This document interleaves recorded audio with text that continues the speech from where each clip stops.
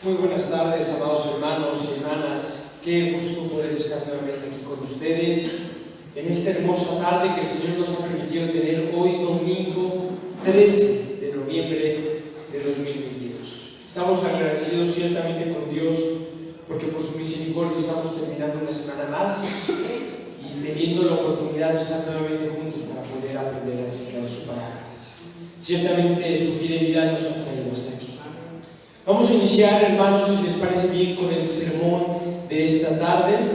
Así que les damos la bienvenida a todos. Nos da gusto poder verlos nuevamente y poder estar aquí reunidos junto con ustedes. Nos da gusto poder igual saludar a nuestros hermanos que nos acompañan a la distancia a través del internet. Ciertamente es una bendición muy grande el poder estar con ustedes y poder compartirles del amor de Dios en medio de nuestras vidas. Gracias a Dios por la oportunidad de estar aquí. Si les parece bien, vamos a iniciar con una oración, por favor. Vamos a inclinar nuestros rostros, cerrar nuestros ojos y poner nuestras vidas y nuestra oración en las manos de Dios. Amado Padre, muchas gracias, Señor, por la oportunidad que nos has dado de estar aquí, Señor. Gracias, Padre, porque por tu misericordia es que estamos aquí, Señor. Y tú nos permitiste despertar hoy una nueva mañana y venir delante de ti, Señor. Gracias por la oportunidad que nos has dado de ser bendecidos a través de la alabanza, Señor, de la adoración, Padre.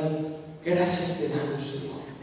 Gracias por tu fidelidad que nos ha traído hasta aquí, Señor. Ya casi este final de año, Señor. Queremos pedirte ahora en esta tarde, Señor, que nos bendiga, Señor. Que sea tu presencia con nosotros a través de la enseñanza, Padre. Que sea tu palabra la que cobre vida, Señor. Sea viva y eficaz tu palabra, Señor. Sea esa palabra, Señor, que quebrante la roca, Señor. Esa espada que traspase el corazón, Señor. Padre, ven a tu palabra, Señor. Hablar a nuestras vidas en esta tarde, Señor. No queremos oír la voz de un hombre, Señor. No queremos oír los consejos de un hombre. No queremos oír nada que provenga de un hombre más que de tu propia boca, Señor. Por eso queremos pedirte que tu palabra sea encima de todas las cosas, Señor. Nada más utiliza, Señor, a un siervo inútil para poder proclamar tu verdad. Señor, tú sabes cuánto necesitamos oír tu verdad. Edifica esta iglesia sobre la roca, Padre. Edifica esta iglesia sobre el fundamento. Que esta iglesia sea para el columna y baluarte de la verdad. Amén. Para la gloria y honra de tu nombre, Señor. Amén. Y amén.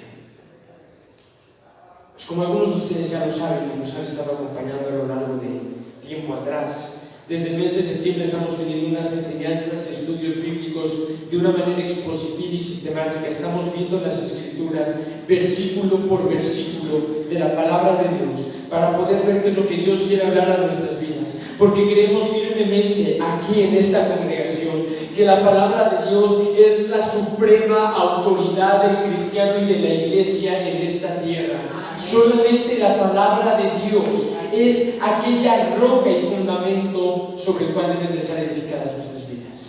Porque nadie puede poner ningún otro fundamento más que el que ya está puesto, el cual es Jesucristo, y Jesucristo es la palabra de Dios también. La palabra de Dios también es la roca, es el fundamento, y nuestro anhelo es que esta iglesia siga siendo y cada vez más sea columna y baluarte de la verdad, las Escrituras, porque la suma de su palabra es verdad. Hoy entendamos eso, hermanos, que lo que hoy vamos a leer es la palabra verdadera de Dios. Y sea como dicen las Escrituras, sea esa palabra profética más segura, a la cual bien hacéis en prestar atención para que alumbre como una antorcha en medio de la oscuridad. Como dice Santiago, hermanos, hagan a un lado toda la malicia y reciban con benignidad la palabra que os será dada, sabiendo que ella puede traer salvación a sus almas. Necesitamos ser transformados. Nuestras vidas necesitan ser transformadas.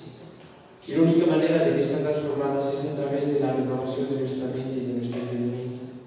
Y la única manera de que nuestro entendimiento y nuestra mente sean renovados es a través de la palabra.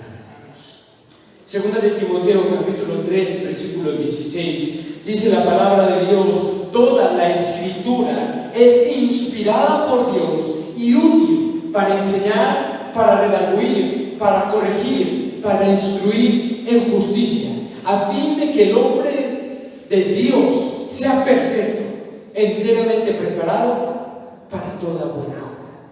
Toda la Escritura es inspirada por Dios. Y en este texto fundamental nos basamos para poder tener a cabo estos estudios, reconociendo que la Biblia es perfecta de inicio a fin, de Génesis a Apocalipsis. En la Biblia no hay error alguno. Así todo hombre sabio en esta tierra se juntara para poder argumentar en contra de las Escrituras, no hay sabiduría ni poder humano que pueda superar al poder de las Sagradas Escrituras. Cualquier intento de contradecirlas terminaría en un rotundo fracaso, porque toda la Escritura ha sido inspirada por Dios. No son las palabras de un hombre, porque mucha gente dice la Biblia fue escrita por hombres como Pablo, Jeremías, Isaías, Moisés, y como eran hombres eran imperfectos, y como la Biblia fue escrita por hombres imperfectos, la Biblia también es imperfecta.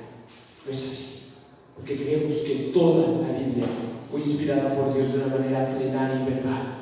La Biblia es perfecta de Génesis a Apocalipsis, de principio a fin. Por lo tanto, declaramos que las Escrituras son inerrantes, infalibles, fieles y verdaderas. Totalmente fidedigna es la Biblia y centrada en el Señor Jesucristo. Vamos a leer, por favor, Romanos capítulo 1, versículos 14 al 15. En estos dos versículos va a estar basado el estudio bíblico de hoy, titulado Nuestra Deuda. El título de la enseñanza de hoy es Nuestra Deuda. Dice la palabra de Dios en Romanos 1, 14 al 15, a griegos y a no griegos, a sabios y a no sabios soy deudor. Así que, en cuanto a mí, pronto estoy a anunciaros el Evangelio también a vosotros que estáis en Roma. Vamos a volver a leer estos dos versículos, por favor, mis hermanos, y vamos a tratar, por favor, de identificar en cuántas posibles partes podemos dividir este versículo. En cuántos posibles fragmentos podemos seccionar el versículo 14 y el versículo 15. Leemos nuevamente. Dice, Romanos 1:14, a griegos y a no griegos, a sabios y a no sabios soy deudor. Así que, en cuanto a mí, pronto estoy a anunciaros el Evangelio también a vosotros en Roma. Como lo pudiste haber notado quizás, el versículo 14 lo podemos dividir en un total de 3 partes. Y los 3 puntos que vamos a destacar del versículo 14 va a ser el primer punto, a griegos y a no griegos. Segundo punto, a sabios y a los sabios. Tercer y último punto del versículo 14, soy deudor. Y el versículo 15 lo vamos a dividir en 2 puntos principales. El primero de ellos es, así que en cuanto a mí, pronto estoy a anunciaros el Evangelio. Segundo punto, también a vosotros que estáis en Roma. En total vamos a tener 5 puntos que con la gracia de Dios vamos a poder desarrollar a lo largo de esta tarde. Vamos a iniciar, por favor, con el primero que tenemos aquí, y es a griegos y a no griegos. Otras traducciones de la Biblia que son totalmente fidedignas y literales, porque tenemos que tener en mente, hermanos, que nosotros hoy tenemos en nuestras manos la Reina Valera 1960, o en su mayoría la tenemos, pero hay otras versiones de la Biblia. Y otras versiones de la Biblia que son excelentes, al igual que la que tenemos en nuestra posesión, dice, en vez de a griegos y a no griegos, dice a griegos y a bárbaros. Y este es el significado que es más exacto de este versículo. Porque si nosotros leemos a griegos y a no griegos, pues decimos es simple. Nos está hablando de que Pablo le está escribiendo a griegos y a gente que no es griega. Pero déjame decirte algo, cuando vemos que el significado, vamos a llamarle literal de lo que está aquí diciendo, es a griegos y a bárbaros, aquí se distingue entre 2 clases de personas: griegos y bárbaros. A veces a los griegos se les entiende las escrituras, hermanos, como los gentiles en general. A veces en las escrituras encontramos el término a los griegos como si habláramos en general de los gentiles. ¿Y qué es un gentil? Pues debemos de decirlo de antemano, ¿no? Un gentil es todo aquel que no es judío. Tú eres gentil, yo soy gentil, no somos hebreos, no somos judíos, no tenemos de ninguna manera la nacionalidad, literalmente hablando, de Israel, porque somos de la nacionalidad de Israel por medio de la promesa, gloria sea el Señor por eso, pero somos gentiles en pocas palabras, hermanos. Y aquí muchas veces encontramos en la Biblia el término griegos, refiriéndose a personas, como para decir gentiles, pero eso lo hacen usualmente en oposición a judíos. Siempre vemos judíos y gentiles por un lado, pero en esta ocasión no es esta la situación, no se refiere a griegos como gentiles en general, se refiere a griegos y a bárbaros. Es decir, se refiere a los habitantes de Grecia y a bárbaros. Y ahorita vamos a ver quiénes eran los bárbaros. Pero ¿por qué entonces, si Pablo está escribiéndole a la iglesia en Roma y le está escribiendo a los romanos, ¿por qué entonces dice griegos? Bueno, porque los romanos estaban muy influenciados por la cultura griega y hablaban griego. Era el idioma que tenían en Roma, hablaban griego. Hoy en día en Roma tú vas y hablan italiano, porque el país es Italia, pero en la época Roma estaba sumamente influenciada por Grecia y hablaba griego. Entonces Pablo dice a griegos y a bárbaros. ¿Por qué dice esto? Porque como un pequeño contexto histórico, a lo mejor lo llegaste a ver en algún momento en la secundaria o en la preparatoria, Grecia es conocido como una nación donde nació la cultura, la filosofía, el teatro y muchas otras cosas importantes de la época aún antes de Cristo. Grandes pensadores en la época de la humanidad fueron antes de Cristo y surgieron de Grecia. Aristóteles, Sócrates, Platón, Eurípides, y podemos mencionar cantidad de personas de la época que tenían una gran influencia, que tenían un gran pensamiento, que tenían un gran poder cultural, y Grecia era considerado como una capital llena de cultura, llena de mitología, llena de ciencia, llena de sabiduría. De hecho, de Grecia salieron muchos científicos, de Grecia salieron muchos pensadores, de Grecia salieron muchos poetas, salieron muchos filósofos. Es decir, los griegos tenían un concepto de ellos mismos: nosotros somos sabios, y veían a todos los demás como bárbaros, como salvajes, como gente primitiva, incultos, indoctos.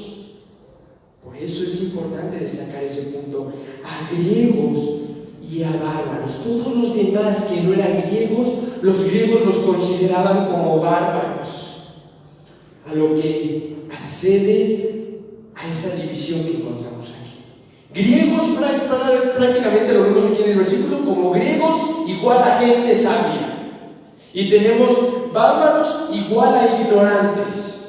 Y tenemos también esta diferencia de poder ver cómo los griegos le decían a todos los demás bárbaros, pero al mismo tiempo los judíos, de una manera despectiva debemos decir, le decían a todos los demás que no eran judíos, gentiles, incircuncisos. Y era de una manera, vamos a llamarle despectiva, la manera en la cual se hacían estas separaciones. Los griegos decían: nosotros somos griegos, somos sabios, y todos los demás son bárbaros. Pero por otro lado tenemos a los judíos diciendo: nosotros somos judíos y todos los demás son gentiles, incircuncisos. Y la iglesia de Roma estaba compuesta por griegos, gentiles, y también por judíos. Y Pablo dice: a griegos y a no griegos, a griegos y a bárbaros, a sabios y a no sabios, soy deudor. ¿Y qué quiere decir esto? Vamos a ver ese primer punto: a griegos y a no griegos, a griegos y a bárbaros. Y tenemos que ir, por favor, a Romanos capítulo 10, versículo 12. Y dice Romanos capítulo 10, versículo 12, acerca de estas palabras también. Dice: porque no hay diferencia entre judío y griego, pues el mismo que es Señor de todos, es rico para con todos los que le invocan. Porque no hay diferencia entre judío y griego, pues el mismo que es Señor de todos es rico para con todos los que le invocan. Dos textos más, por favor. Gálatas, capítulo 3, versículo 26, por favor. Gálatas 3:26 dice: pues todos sois hijos de Dios por la fe en Cristo Jesús, porque todos los que habéis sido bautizados en Cristo, de Cristo estáis revestidos. Ya no hay judío ni griego, no hay esclavo ni libre, no hay varón ni mujer, porque todos vosotros sois unos en Cristo Jesús. Y si vosotros sois de Cristo, ciertamente linaje de Abraham sois y herederos según la promesa. Último pasaje que vamos a leer respecto a esto, Colosenses 3:11. Dice la palabra de Dios en Colosenses capítulo 3, versículo 11, donde no hay griego ni judío, circuncisión ni incircuncisión, bárbaro ni escita, siervo ni libre, sino que Cristo es el todo y en todos. Entonces, en base a esos tres textos que acabamos de añadir, ¿qué es lo que nos quería decir la palabra de Dios cuando dice a griegos y a bárbaros?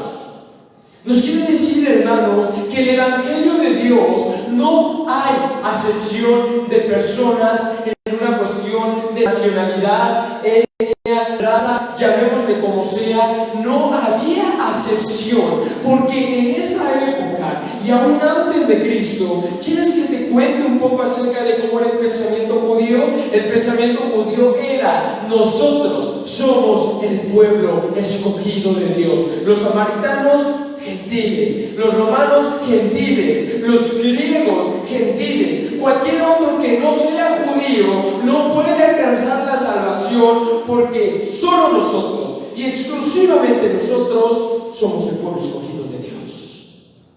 Y cuando Cristo vino, Él demostró que las cosas no eran así. Él demostró que las cosas no eran de esa manera. El pueblo de Israel solo fue un instrumento para poder llevar al Mesías al mundo, porque estaba profetizado que por medio del linaje de Judá el Mesías nacería, y únicamente el pueblo de Israel fue un instrumento para eso. Pero el plan de Dios de salvación desde el Génesis, desde antes de la fundación del mundo, no era única y exclusivamente para los judíos. Cuando Dios dice su palabra en el Antiguo Testamento: he aquí vienen días en los cuales haré nuevo pacto con la casa de Israel y con la casa de Judá, no se refiere únicamente al pueblo de Israel, no se refiere únicamente a los judíos, no se refiere únicamente a los hebreos, se refiere a todo aquel que cree en Él, no morirá, sino que tendrá vida eterna.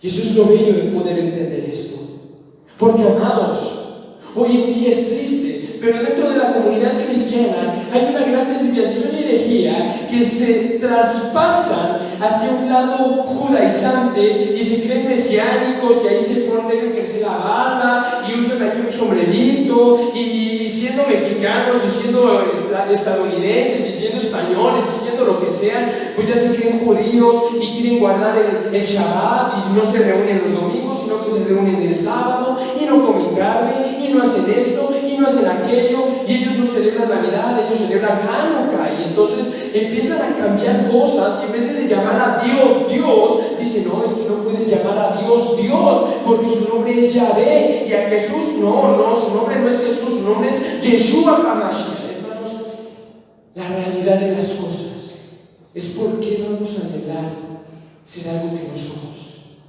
y que no nos va a hacer más santos delante de Dios. Porque la palabra de Dios dice que todos aquellos que son verdaderamente hijos de Abraham lo son por la fe y por la promesa. Por la fe y por la promesa. Sean mexicanos, sean griegos, romanos, africanos, de donde sean, a griegos y a bárbaros. No hay diferencia delante de Dios. ¿Y qué es el siguiente punto que tenemos aquí? Segundo punto. Dice: a sabios y a no sabios.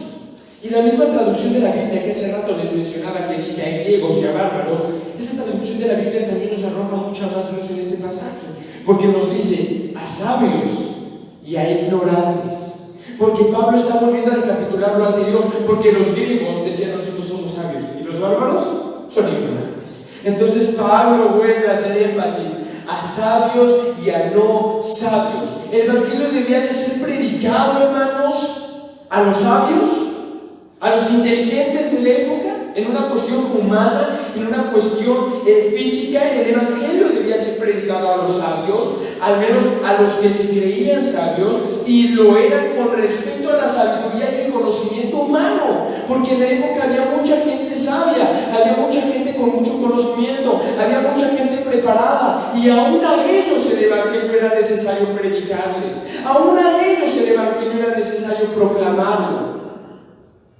Aunque, déjame decirte algo, aunque pocos, aunque muchos más bien de ellos, de los sabios, menospreciaron el evangelio, hicieron lado al evangelio. Y ahí tenemos tantas corrientes que había en la época, como los gnósticos quizás, que decían, no, nosotros tenemos una sabiduría diferente de parte de Dios, tenemos un secreto mayor revelado, y usaban de eso para infiltrar herejías dentro de la iglesia, porque ellos sublevaban a Dios ante su propia sabiduría. Muchos sabios despreciaron el evangelio de Dios, y aunque pocos de ellos fueron llamados por el evangelio, algunos lo fueron y todavía lo son, aunque no muchos, hermanos.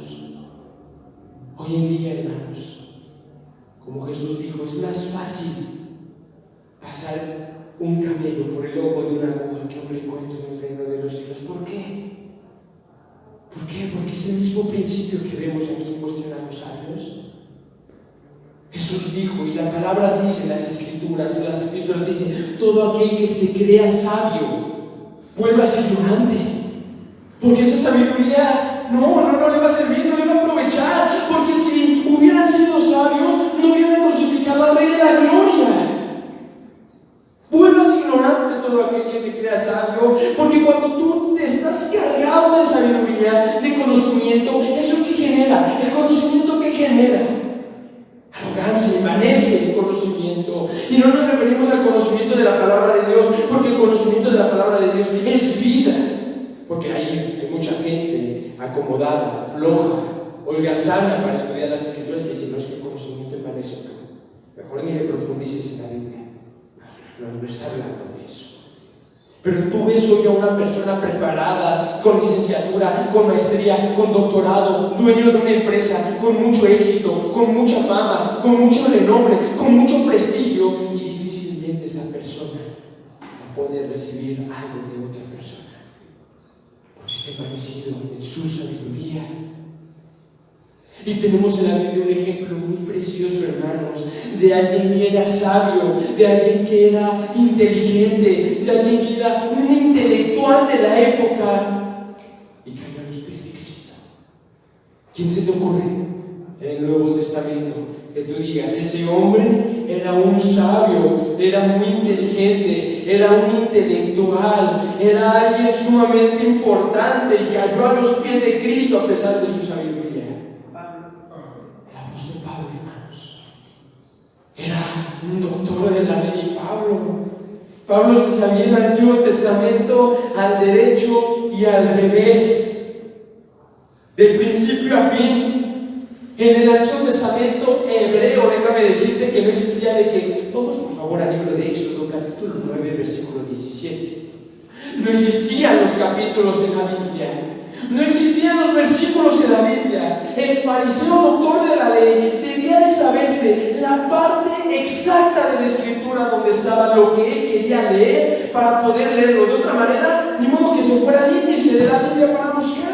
No había eso. Pablo era alguien sumamente inteligente, preparado, intelectual. Era un doctor de la ley, hermanos. No era cualquier cosa. Pablo mismo lo menciona. Yo era hebreo de hebreos, de la tribu de Benjamín. En cuanto a la justicia que es por la ley, irreprensible. En cuanto a ser un perseguidor de la iglesia, fariseo de fariseo era yo. Y cuando Pablo dice fariseo de fariseo, no decimos, sí, Pablo era fariseo. No, pensamos en la mayor secta del pueblo judío, la más poderosa, la más influyente, la más preparada, la más ortodoxa. Imagínate todo el conocimiento que Pablo tenía. Y dice, yo era hebreo de hebreos, de linaje de Benjamín, circuncidado de octavo día. En cuanto a la ley farisea, en cuanto a la justicia que es por la ley irreprensible, en cuanto a celo perseguidor de la iglesia, las cuantas cosas eran para mi ganancia, les he tenido como pérdida. Y todo cuanto para mí era ganancia, lo he tenido como pérdida, como basura, por amor de aquel que me amó. Con tal de ganar a Cristo. Pablo exultaba en toda su sabiduría, todo su conocimiento, todo lo que tenéis de eso es basura, con tal de tener a Cristo. Pero era necesario, hermano, que en ese entonces se le predicara aún a los sabios. Pero al mismo tiempo, dice, hay ignorantes también. Hay ignorantes, a los insensatos, a los incultos, a los indoctos, a los que no eran sabios. Porque tales ha elegido Dios para confundir a los sabios. Dice que Dios escogió a lo necio del mundo para avergonzar a lo sabio. Que Dios escogió a lo débil del mundo para avergonzar a lo fuerte. Que Dios escogió a lo vil y menospreciado. Porque Cristo vino a buscar y a salvar lo que se había perdido. Porque Cristo vino por enfermos, no por sanos. Él vino también a los ignorantes. Él vino también por los insensatos. Él vino por aquellos que no eran sabios. A estos Dios llama por su gracia y les revela su evangelio. Mientras que lo esconde de los sabios y de los prudentes, como cuando Jesucristo dice, te alabo, Padre, porque escondiste estas cosas de los sabios y se las diste a los niños. Y cuando Jesús dice a los niños, no se refiere literalmente a un pequeño niño, también podemos verlo en ese aspecto, pero se refiere a los ignorantes, a los insensatos, a los que no son sabios. Te alabo, Padre, porque escondiste estas cosas de los sabios y las revelaste a los niños. Hay algo en el Evangelio que es claro y fácil para la mente más débil, iluminada por el Espíritu de Dios. El Evangelio, así sea en la persona más analfabeta, más indocta, más inculta, más ignorante del mundo, hay algo en el Evangelio que es claro y fácil en la mente más débil, iluminada por el Espíritu de Dios. Y mencióname ahora un ejemplo en el Nuevo Testamento contrario al ejemplo de Pablo. ¿Quién vemos en las Escrituras que era indocto, que era inculto, que era un bárbaro, era un ignorante, no sabía nada y fue alcanzado por el Evangelio de Dios? Pedro. Hay un pescador, un don nadie, no tenía una profesión importante, no era nadie como que, Pedro, un principal en el pueblo. No, era un pescador, ignorante, inculto, indocto, bárbaro, maleducado quizás también, con un pobre oficio y que contaba. Y cuando Pedro está predicando en el templo después de Pentecostés, después de que el Espíritu Santo viene a su vida, ¿qué decían los fariseos? ¿Ya vieron estos? Estos letrados, dicen, estos indoctos están hablando con más conocimiento del que nosotros tenemos. Porque al final, hermanos, el Evangelio es poder de Dios para salvación a todo aquel que cree. Y el Espíritu Santo es el que capacita a sabios y a ignorantes. Y tanto Pablo fue un ejemplo de un hombre de Dios utilizado de una manera gloriosa y hermosa, como Pedro también lo fue.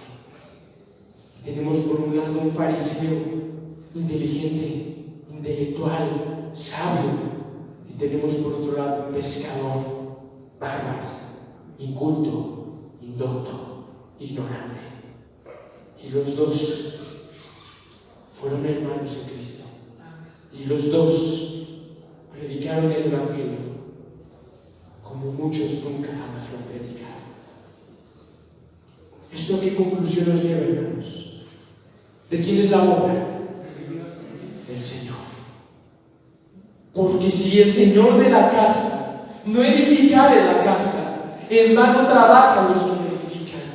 Porque Dios que utilizó a Pablo con todo su conocimiento para su gloria, es el mismo Dios que utilizó a Pedro para su gloria. Porque al final uno siembra y otro regó, pero el conocimiento, el crecimiento lo dio Dios. Porque al final fue el Espíritu Santo el que capacitó a Pablo para la obra, y fue el Espíritu Santo el que capacitó a Pedro para la obra.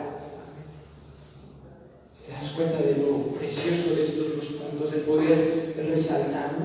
Y fíjate lo que dice precisamente en esta parte. Es importante entender que el Evangelio debe de ser adaptado, vamos a poner esa palabra entre comillas, adaptado a la necesidad de la gente. ¿Con qué quiero decir con esto? No estoy hablando de que el Evangelio tiene que ser tergiversado, que es totalmente diferente. Que si yo le voy a predicar a un homosexual, yo le voy a decir, pues no te preocupes, Dios te ama así como eres. No vamos a tomar el Evangelio y tergiversarlo. O no voy a hablarle a una persona y para que no se vaya de la iglesia y para que no salga corriendo de la congregación y ya no regrese, le voy a decir, pues bueno, Dios te ama.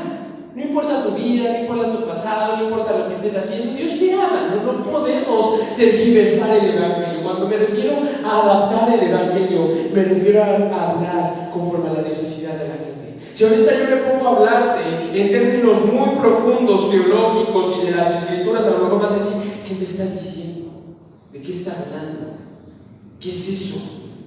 ¿Qué significa esa palabra que jamás la había oído? Y si ahorita yo te digo, ¿quién sabe lo que significa soteriología? A lo mejor dices, pues ¿qué es eso? Y si yo me voy a la sierra en Chiapas o en Oaxaca y llego y les digo, hoy les vengo a hablar un poco de soteriología, hablarles un poco de teología pactual, hermanos, porque es necesario también entender en base a nuestra teología pactual, entender lo que la escatología nos dice y ver qué es lo que va a pasar al fin. Y me van a decir, ¿de qué me estás hablando? No me refiero a tergiversar el Evangelio, sino a adaptar el Evangelio a la necesidad de la gente. Y esto es importante. A griegos, a barbaros, a sabios y a ignorantes. Primera de Corintios, capítulo 9, versículo 18. Vamos a ver qué es lo que nos dice Pablo al respecto. Dice Primera de Corintios, capítulo 9, versículo 18. ¿Cuál pues es mi galardón? Versículo 19. Vamos a irnos al versículo 19, por favor. Por lo cual, siendo libre de todos, me he hecho siervo de todos para ganar a mayor número. Me he hecho a los judíos como judío para ganar a los judíos, a los que están sujetos a la ley, aunque yo no esté sujeto a la ley, como sujeto a la ley, para ganar a los que están sujetos a la ley. A los que están sin ley, como si yo estuviera sin ley, no estando yo sin ley de Dios, sino bajo la ley de Cristo, para ganar a los que están sin ley. Me he hecho débil a los débiles, para ganar a los débiles. A todos me he hecho de todo, para que de todos modos salve a algunos. Y esto hago por causa del Evangelio, para ser compartícipe. Y esto en ninguna manera está avalando tergiversar el Evangelio de que, pues si yo le voy a predicar a un drogadicto, pues para poder entender al drogadicto, pues vamos a pasarte unas metanfetaminas, ¿no? Para poder entender qué es lo que el drogadicto siente. Para poder predicar al borracho, pues pásame por acá un tequila, vamos a tomar, para después yo entender cómo te sientes cuando estás tomado y poder predicarte el Evangelio. No se refiere a eso, se refiere a poder predicar el Evangelio conforme a la necesidad de la gente. Naturalmente, hermanos, mi anhelo es que podamos crecer en el conocimiento doctrinal y de las Escrituras, para que cada vez más hablemos cosas más profundas de la palabra de Dios. Pero es importante entender esto, hermano. Es importante entender la doctrina básica y fundamental, para que cuando te toque predicarle a alguien que no conozca absolutamente nada de la palabra de Dios, no le empieces a hablar en chino, sino que pueda entender lo que es la verdad. A lo mejor de una manera más simple, a lo mejor de una manera menos detallada, pero que sea seas predicando la verdad con fidelidad, adaptada a la necesidad de la gente.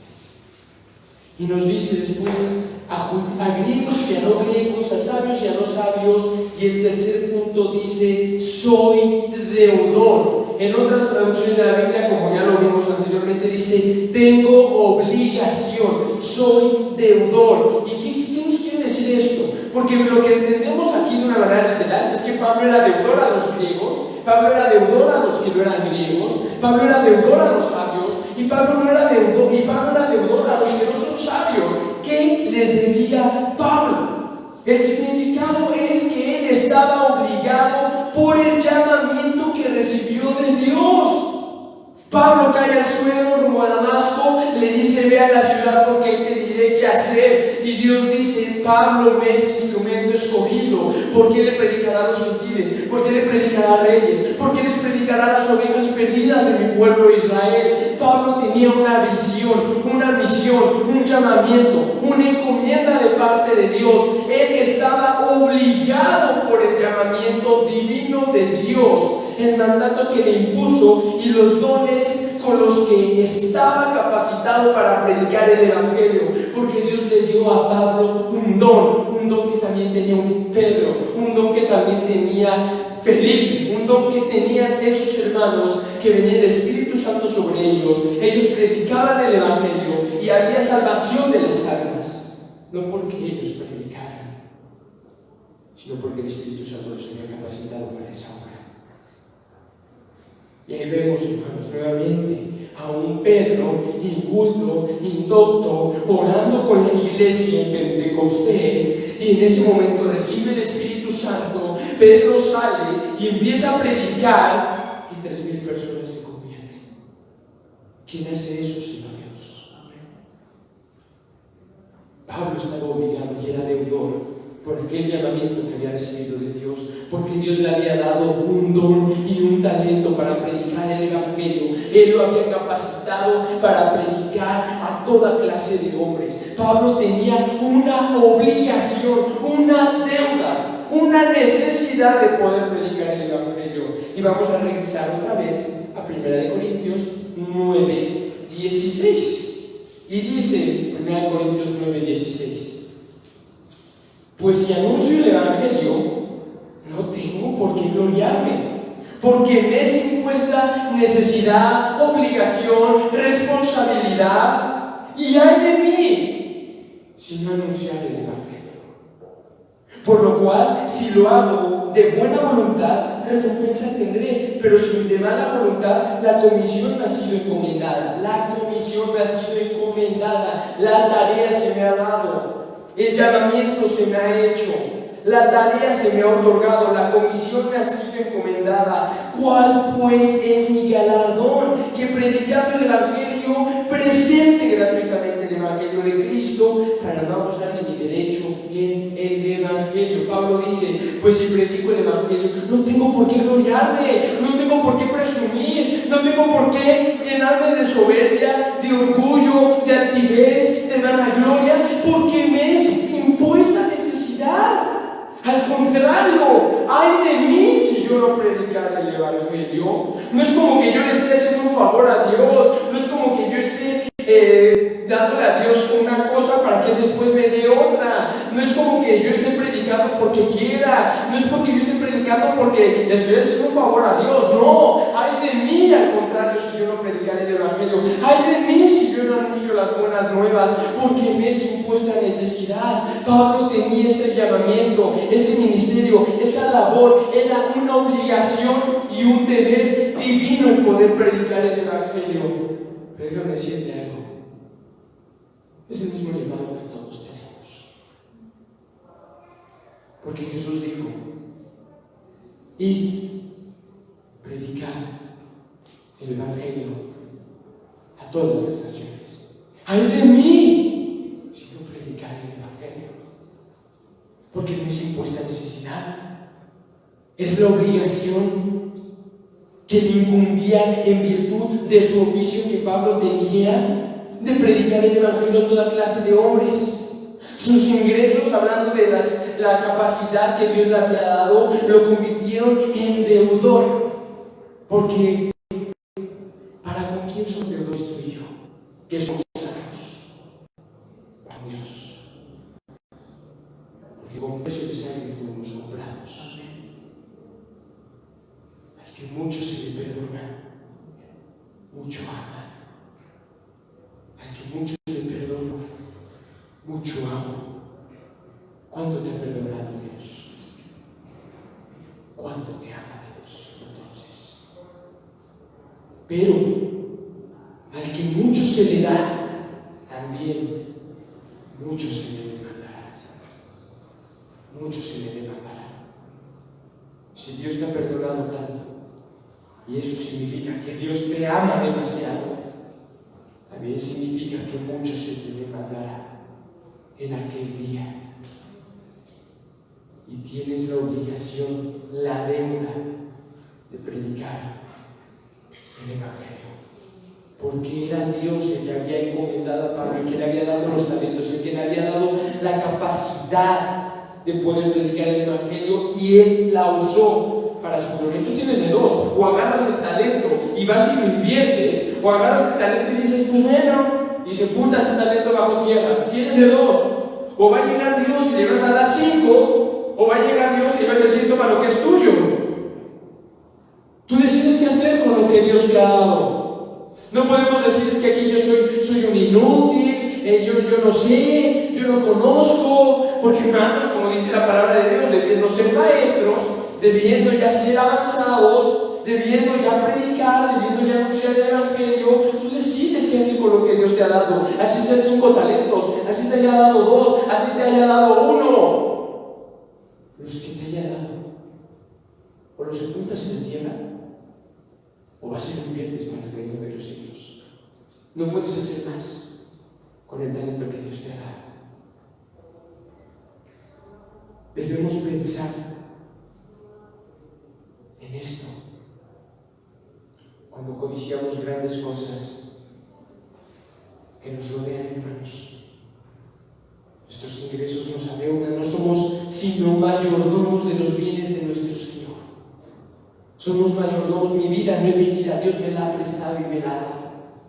Mis palabras no son mis palabras, Dios me las ha dado y me las ha prestado. Mis talentos, mis dones, mis habilidades no son míos, sino que Dios me los ha dado, me los ha dado para que yo los administre. Somos mayordomos de los bienes de Dios. Su ministerio apostólico de Pablo, hermanos, lo convertía en un deudor. ¿Y cuál es nuestra deuda? Ir y predicar el Evangelio a toda criatura, a griegos y a bárbaros, a griegos y a no griegos, a judíos y a gentiles, a sabios e ignorantes, a sabios e insensatos, a incultos. Ir y predicar el Evangelio a toda criatura. Ir y predicar el Evangelio a toda criatura.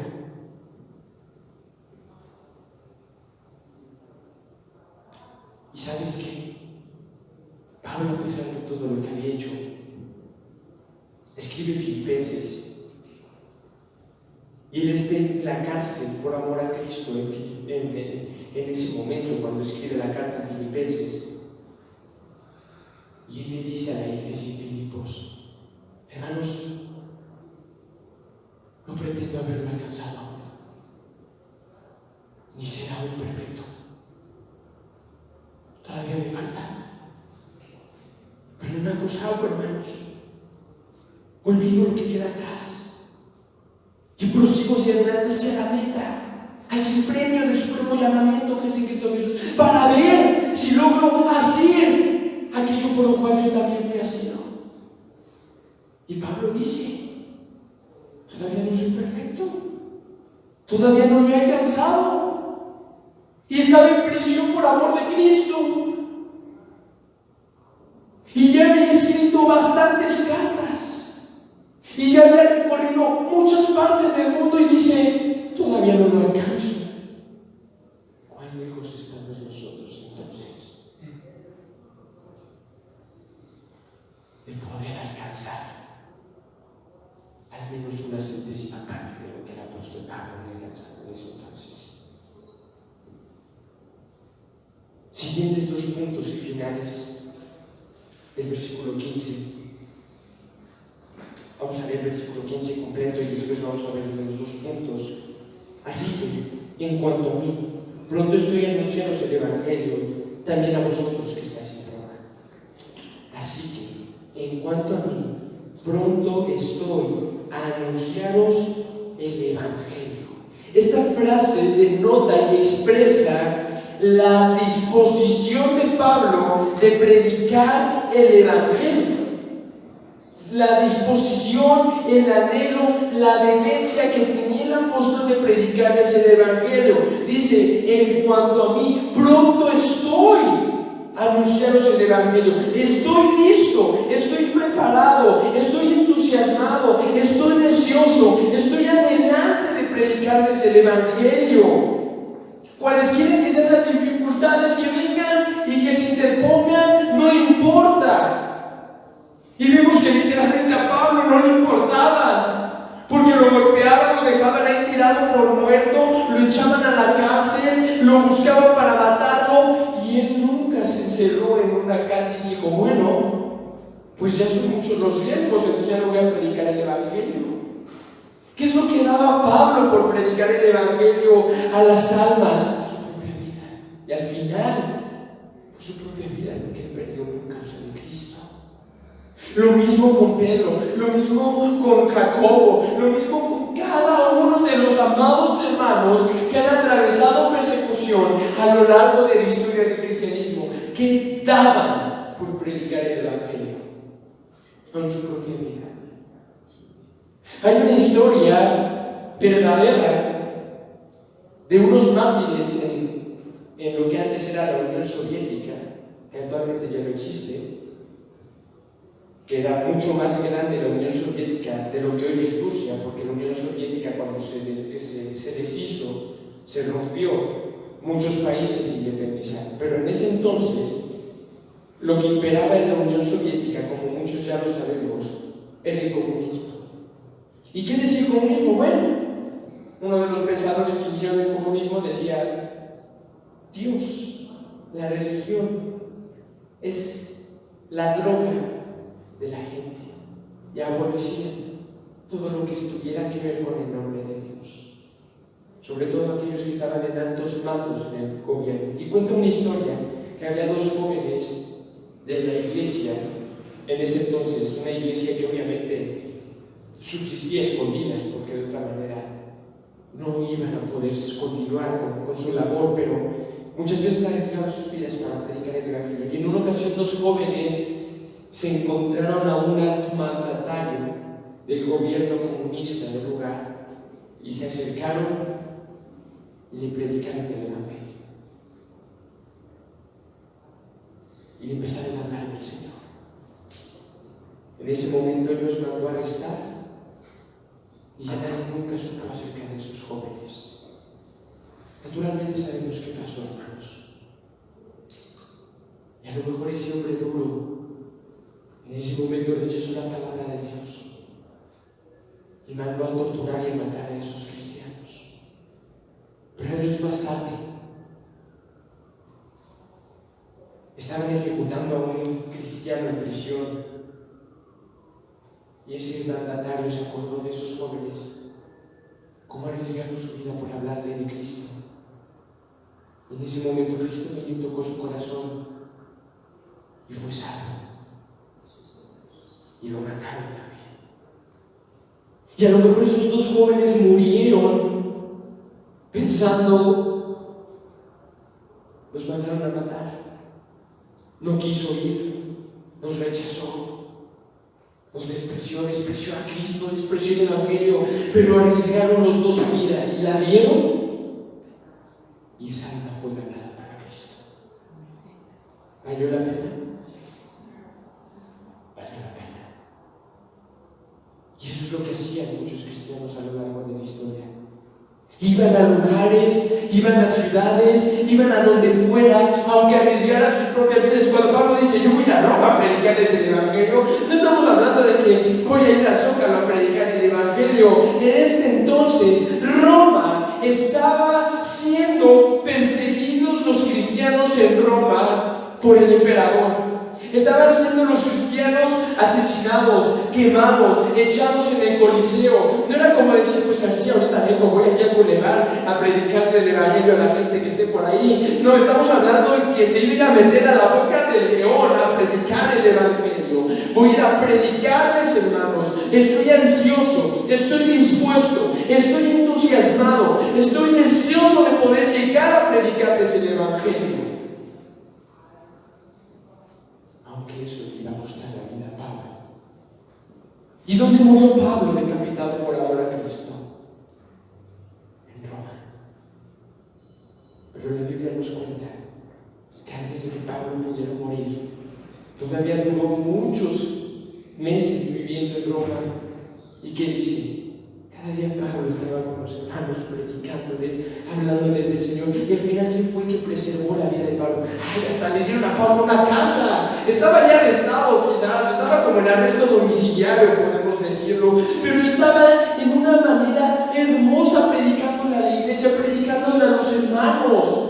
Cuando Pablo está por ir a Jerusalén, y es ahí en Jerusalén cuando lo arrestan, lo golpean, casi lo matan, un capitán romano lo saca de la multitud, lo encierran, lo encarcelan, empiezan a cambiar de gobernadores, y de ahí Pablo ya no vuelve a ser dejado en libertad hasta que lo matan. Le dice un hermano, lo amarra y le dice: hacia donde vas, así te va a pasar. Y Pablo sabía que ese hermano estaba profetizando la verdad de Dios. Y Pablo sabía que eso iba a ser verdad. Y los hermanos le rogaban: no te vayas entonces, no vayas. Pero era más el deseo de predicar a Cristo y de cumplir con el llamado que Dios había hecho, que el detenerse a pensar: pues me van a arrestar, me van a golpear, me van a matar, pues mejor me quedo. No. Él fue. Y aquí nos dice: en cuanto a mí, pronto estoy para anunciaros el evangelio. Pronto estoy para anunciarles el evangelio. Por estas razones que hemos mencionado a lo largo de la enseñanza, es que Pablo estaba listo, si tenía la oportunidad, para predicar el evangelio en Roma. Y aquí tenemos el último punto: también a vosotros que estáis en Roma. Esa frase, también a vosotros que estáis en Roma, nos expresa la disposición de Pablo para predicar el evangelio en Roma, tan pronto como se le presentara la oportunidad.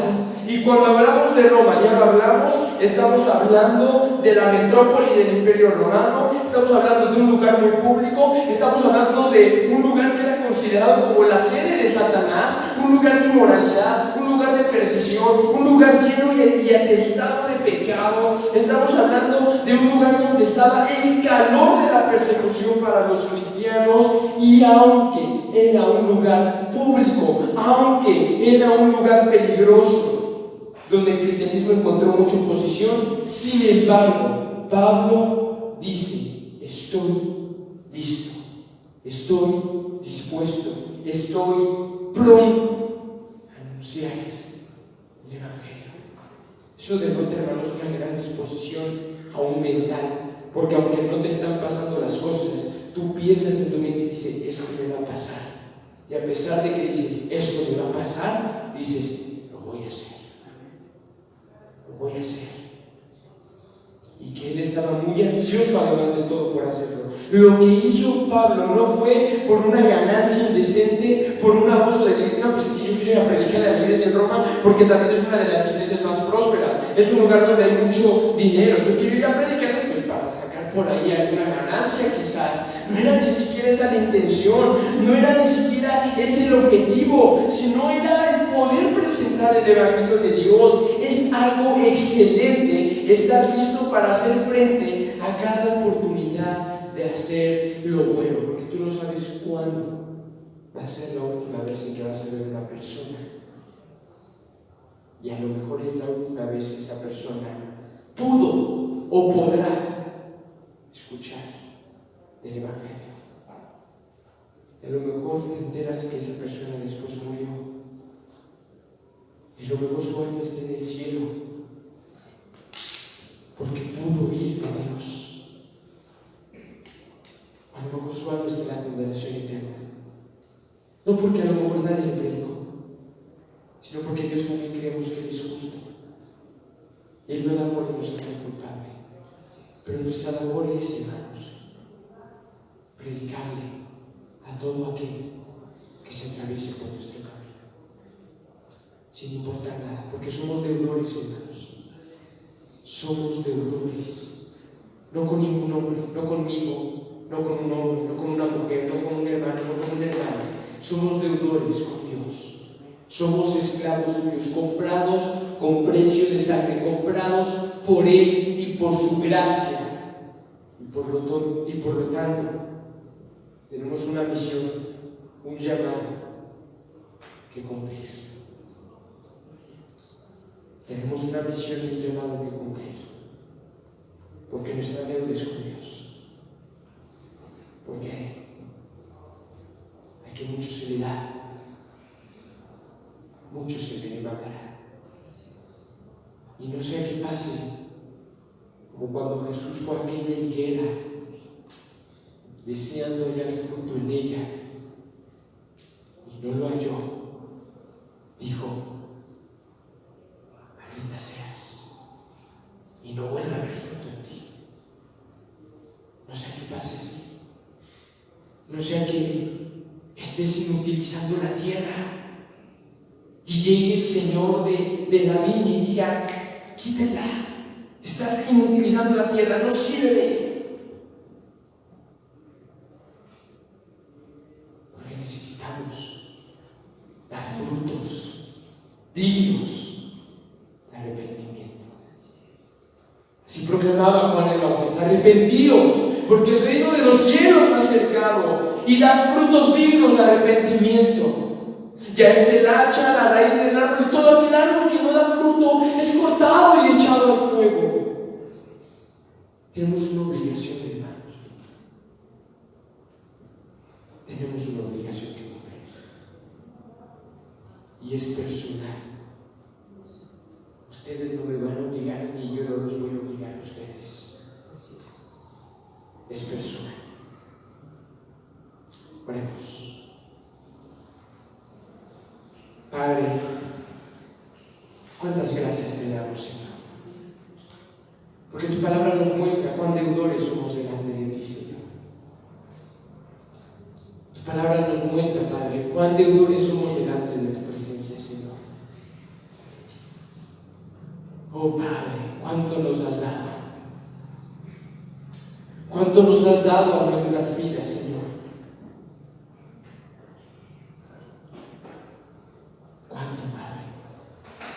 Y así vivamos 1000 años, Padre, y esos 1000 años prediquemos el Evangelio con toda la pasión que existe. Aún así, Señor, jamás podremos saldar nuestra deuda. Eso nos queda claro, Señor. Eso lo tenemos presente. Jamás podremos pagar tu grande amor, Señor. No hay nada que podamos hacer humanamente para poder pagar nuestra deuda delante de ti. Pero, Señor, al mismo tiempo, tampoco nos vamos a quedar con los brazos cruzados sin hacer nada, Padre. Porque a la verdad la mies es mucho sobre los pocos y queremos trabajar en tu mies, Señor. Porque trabajar para ti, Señor, es delicioso, Padre. Es hermoso, Padre. Es glorioso poder trabajar para ti, Señor. Queremos limpiarnos de estas cosas, como dice tu palabra, y ser instrumentos santos, útiles y apartados en las manos del Señor para toda buena obra. Solo queremos eso, Padre. Ser utilizados por ti, Señor. Padre, reconocemos hoy delante de ti nuestra incapacidad, Señor. Sí, Padre, somos torpes, somos incapaces, Padre. No estamos preparados, Señor. Oh, Padre, ve aquí a muchos como Pedro, Señor. Somos bárbaros, Señor. Somos ignorantes de tantas cosas. Somos impuros delante de ti, Padre. Pero como hiciste con el profeta Isaías, Padre, pon carbón en nuestra boca, Señor, y purifica nuestras vidas, Señor, para para que podamos decir: heme aquí, envíame a mí.